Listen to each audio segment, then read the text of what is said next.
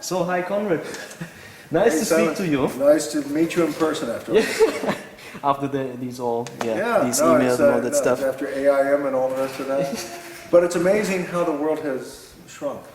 We talked about the internet and all that stuff, how people can connect. You know, this is actually, as I said, it's scary. I don't know. I think that it's actually the first bit of hope I have for the future about the world, because I remember when I was young and in Germany, to make a phone call I had to go down to the post office if I wanted to call overseas. Yeah. So there you go. Okay. Yeah, okay, Mr. Pope, how did you get into music in general? For some reason I was always drawn to music from the time I was pretty young. And my grandmother supported me in this, and I started, basically, I had a little violin when I was a kid. I had piano lessons. I started piano lessons when I guess I was about 7. Yeah. Speaking of classical music, do you have idols in classical music? Of course, we talked about Brahms and Mahler, of course, but you know, me, for some reason, I loved Stravinsky all the time. You know, I listened to Rite of Spring and I loved it. What about, you know, classical guys, you know? Well, for me, I had the misfortune of growing up in a rather, my background is rather common, I would say, rather bourgeois. And so I was brought up basically on the classics until I was about, I didn't discover Stravinsky until I was well into my teens. Okay. And I was, because I was brought up in a backwater, much like Chopin, I would say, I was taught quite conservatively. But my idols were Beethoven, okay, Bach. I always loved, when I was a kid, trying to write a fugue, and it took me several years to write a sort of passable one, I must say. And Brahms, I mean the 3 Bs as we call them, but it's certainly my great love and my first exposure to music was the core classical literature. And then once I became a teenager, my sights expanded more by the phonograph. But up until that time, I'd say I listened very little to music and played a great deal. And it was basically formed by how the music I played. But once I became a teenager, that changed, and also participation in high school orchestras, middle school orchestras, elementary school orchestras, going back that far. Broadened my horizons, and finally when I found the Rite of Spring, I think like you, I was just utterly blown away, because I had the very silly thought of, music can do this? Yeah, and I've actually had the privilege to conduct the Rite of Spring, and let me tell you. No way. Yeah, way. Okay. The people in front of me thought no way, but, but no, it's luckily they knew the piece better. You conducted the Rite of Spring? Yeah, I have. Wow. Well, no, I studied conducting. Yeah, of course. You studied conducting. You know, and it was a student orchestra, but nonetheless, it was. Actually tough to play that. Oh, very tough, and it's also very tough to conduct, and it's very tough to keep your wits about you when everyone else is losing their beats. But no, I think that's important. I would say conductors can make very good orchestrators, because, like I think it's important to know a couple of pieces pretty well, and you should know them like a conductor.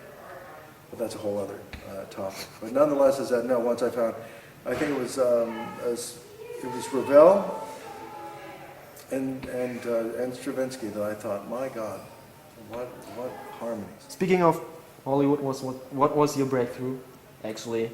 What score? What time period did you get in? I would say 89, 88, 89. 88, I decided to come out here. Again, this wasn't my first choice. I didn't want, because, you know, I hate to say it, I think the first time I ever noticed John Williams as the music was E.T., like most people. Like most people. Before that, I noticed Jerry Goldsmith in Planet of the Apes. But I was driven to this because I needed to make a living. I wish I could say that it was the burning ambition of my life. Mm-hmm. And maybe I'd be more successful than I am had it been the burning ambition of my life. But nonetheless, I came here because I had a skill set. That's how I came through, and I would say, it's a curious question that you say breakthrough, because I view myself as just a guy that put his nose to the grind. That helps other people, as you said. Yeah, and I just put my nose to the grindstone and I have a postcard I sent to Jerry Goldsmith, and I always try to be polite with people that would say, yes, please send tape. No, no tape at this time. And it's checked, no tape at this time. And for some reason, Arthur Morton responded. I have a postcard I sent to Jerry Goldsmith, and I always try to be polite with people that would say, yes, please send tape. No, no tape at this time. And it's checked, no tape at this time. And for some reason, Arthur Morton responded, and that led me to a job at Joanne Kane's on the 20th Century Fox music lot. As because I couldn't start out as an orchestrated there, I started out as a proofreader. And wanted someone that does what they call takedowns, which is sound-alikes. And so I proofread and did takedowns and sound-alikes for Joanne Kane. And the first movie I worked on was a non-union film, I shouldn't say that, called Mountains of the Moon, scored by Michael Small. And the next thing I worked on, because of, I think Arthur was feeling good towards Joanne, was I proofread a film called Total Recall that totally changed my mind. And working at Joanne Kane's, I managed to see scores by good people, bad people, and I learned that if you show up every day with the right attitude, you can even learn something from incompetence. Yeah. It's important to know, it's not only important to know what to do, but to see what other people have done and avoid their mistakes. And that was the great thing about working there through that. And from there, I started working on other orchestrations for people. I came to the attention of John Neufeld. Why would John Williams pick you up as an orchestrator? For a very simple reason, is that because it's almost what I call it, it's a copyist job. Mm-hmm. And one way of putting it is that, let me, a brief diversion. To be successful in life, you only have to do three things.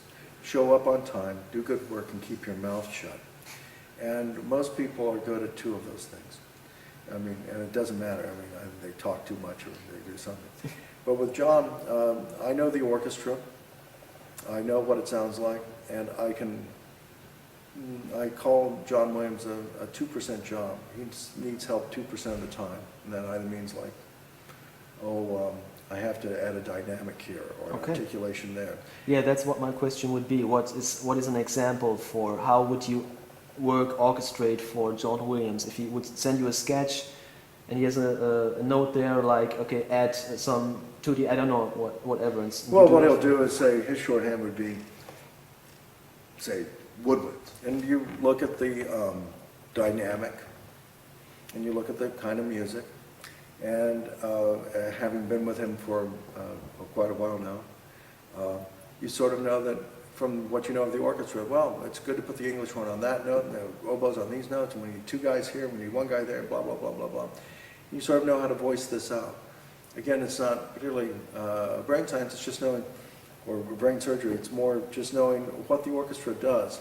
And that's where you can, where you're of use to John, because for him to take the time, given his schedules, to sit there and write out every woodwind part, where it's much easier to write one single line of 16th notes, okay, plus woodwinds and plus ABA plus A. It's much better, and I know what to do. And if he does that with the brass, I know what to do. And if he says just strings, I know what to do. If he's got a very particular coloristic idea, he will be the author of that, because he'll definitely know, I want to have the flute and the accordion, and I need this and blah blah blah. Just like in the end of Indiana Jones, its last thing, and then some of this new stuff he was writing that I was helping on this past summer on 1010 or 1010, whatever. So, you know, I think that the reason he uses me is that I also, let's put it this way, I've hired a number of people, and you know that you're always in a lot of trouble when somebody gets something from, there'd be a number of people that might take a sketch of John Williams and say, wait till this guy finds out what I can do. And they want to show off all their knowledge, and you come with something that doesn't quite work. You have to know when to contribute and when to do exactly what you see. And sometimes there's a talent, it's a copying job if you know what to copy. Okay, okay.